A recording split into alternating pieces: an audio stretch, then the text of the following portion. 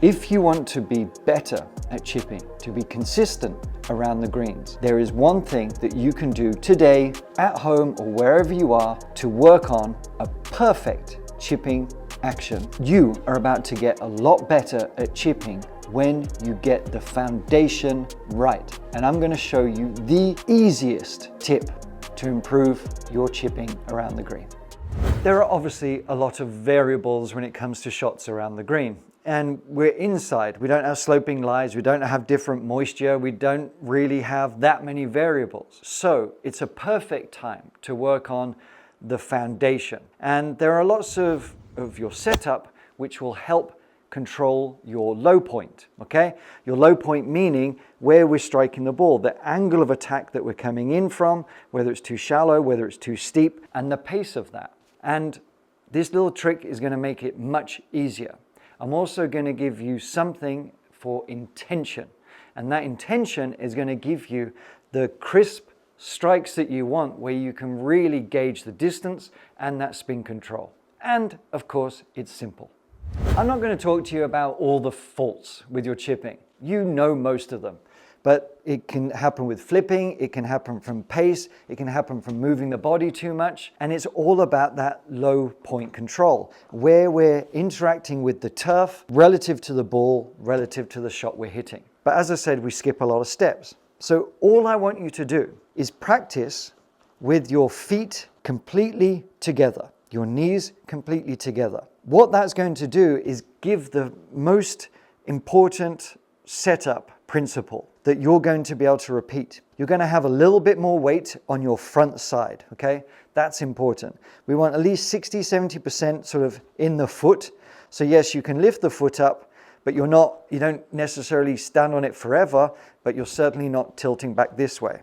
So the majority of your weight is in your lead foot. But the key we've got here is that the ball is in the center of the stance. And our setup with the weight more on the left side, the left hip a little bit higher up. That's now the little trick you can do to not dig down too much this way. We want the shoulders to be relatively flat or level pretty much. They're just some basics of alignments that we're kind of talking about. But the main thing is, this is going to help you calibrate your own chipping action, and I'm going to give you a little bonus tip for technique in a moment, but I just want you to practice calibrating yourself with your feet together, the ball dead center of the stance, and just playing some nice little chip shots. And what you'll find is, if you're not moving correctly, you'll start to kind of maybe fall off balance a little bit, or you'll chase it a little bit that way. It overemphasizes the need for a simple rotation around a central point. Keeping that head nice and steady. Steady head does not mean that we're keeping it down. Steady head means we're just keeping it in place. Because chipping, if we have a longer distance and we allow ourselves to get through the chest to the target a little bit, okay, the head is going to come up. It should come up. We get in trouble when we're down here. Remember, just allow yourself to move naturally. The more natural we can make every action in golf, the better we're going to be. We can grab an alignment stick to make sure that we are staying in line. And this calibration is going to be so beneficial for chip shots, pitch shots, and everything. But the more you can practice with that ball in the center of your stance, the low point to be in the center of your stance, you're going to be able to make very reliable contact, okay? Do you chip with your feet together when you're out on the golf course? You can, you certainly can. But the same principle applies, that if we're wanting to keep the ball in the center of our stance here, it's got to be an equal distribution to go a little bit wider.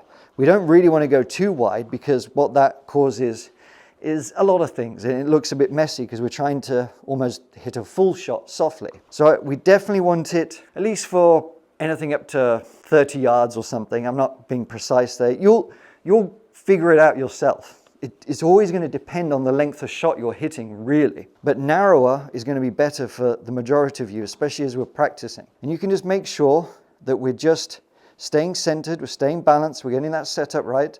And now we just keep rehearsing that. It's as easy as that. That's the foundation of a solid chipping action. Here's a little trick. I mentioned an intention that's going to help your contact and spin control. What I want you to do is actually thin your chip shots. Might seem a little bit strange, but that's your intention. And obviously we don't want to be thinning it right above the equator here, because that ball's going to go flying across the green. We want to thin it just below the equator. So if you've got a line on the ball here, if that's on the equator, I want to ensure that I am striking just below that. But I'm not trying to get it on the bottom. I'm not trying to get the turf first too much. It's about that calibration. And having that intention in mind is going to encourage you to figure it out. You'll start to learn what that feels like, what you have to do as far as sequence, as far as movements, to catch that ball a little bit cleaner. Because you'll start to notice, if you dig down, how that's going to feel. What does that feel like if I get the turf too early? What does it feel like if I thin it too much, okay?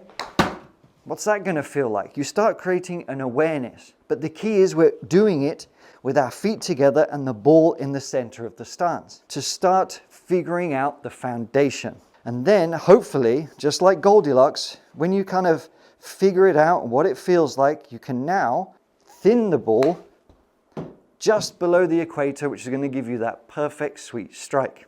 Now let me give you that bonus tip for technique.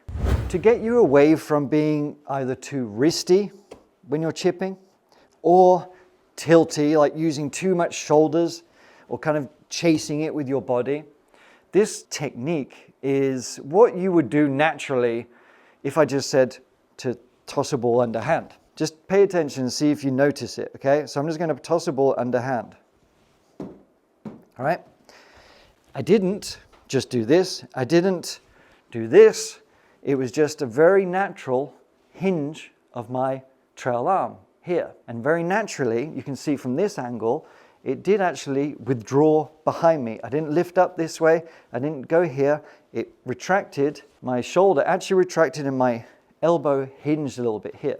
And this is a very repeatable action because it's natural, but it's very easy to return back down to the strike zone.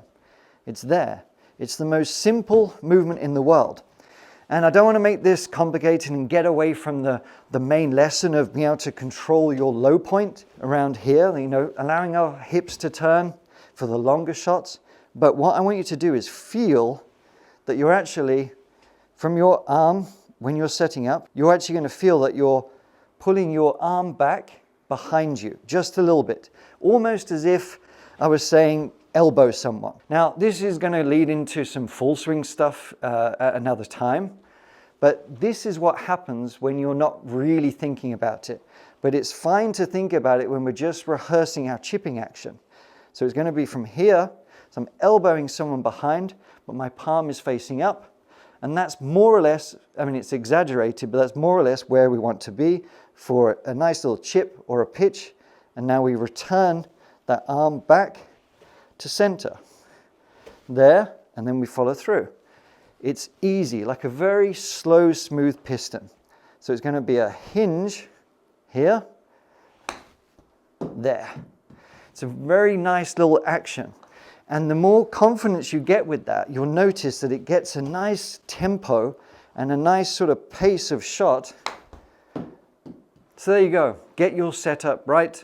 Work on that thinning intention just below the equator and that elbow hinge. I only just introduced that to you, but I want you to try and create some awareness about all of those things and let me know how you get on. Now, if you want to make sure you're not chipping as often, you might want to check out this lesson that's going to help your iron strikes to hit the greens more frequently. Cheers.